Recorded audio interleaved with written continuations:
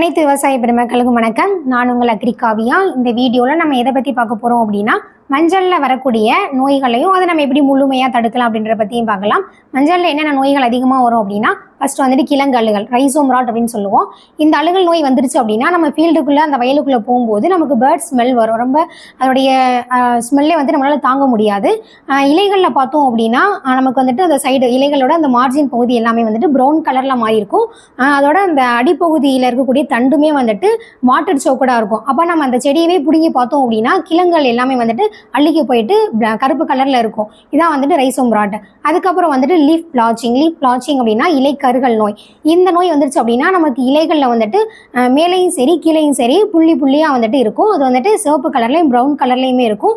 இந்த நோய் வந்துருச்சு, இது வந்துட்டு இலைகளில் தானே வருது, நமக்கு வந்துட்டு கிழங்கு எதுவும் ஆகாது அப்படின்னு நினச்சோம்னா அது தப்பு. கிழங்கோட சைஸ் வந்துட்டு சின்னதாகிடும், நமக்கு இங்கே மகசூல் வந்துட்டு பாதிக்கப்படைஞ்சிரும். அதுக்கப்புறம் வந்துட்டு லீப் ஸ்பாட், இலை புள்ளி நோய்.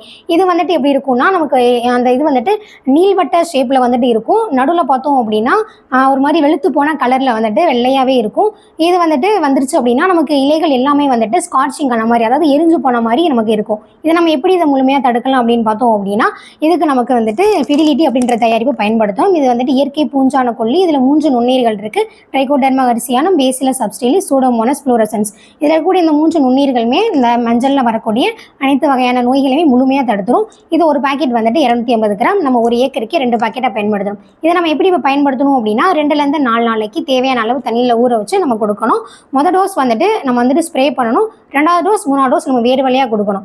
மொதல் டோஸ் வந்துட்டு நம்ம ஸ்ப்ரே பண்ணி ஒரு 4 நாளைக்கு அப்புறம் நம்ம 2வது டோஸ் கொடுக்கணும். 2வது டோஸ் கொடுத்து ஒரு 15 நாளைக்கு அப்புறம் நம்ம 3வது டோஸ் கொடுக்கணும். இப்படி நம்ம ஒரு 3 டோஸ் கொடுத்துட்டோம் அப்படின்னா மஞ்சளில் வரக்கூடிய நோய்களை நம்ம முழுமையாக தடுக்கலாம். எனவே அனைத்து விவசாயிகளும் இதை வாங்கி பயன்படுத்தி பயனடையுமாறு உங்களை அன்புடன் கேட்டுக்கொள்கிறேன். நன்றி, வணக்கம். மேலும் விவரங்களுக்கு 8608422427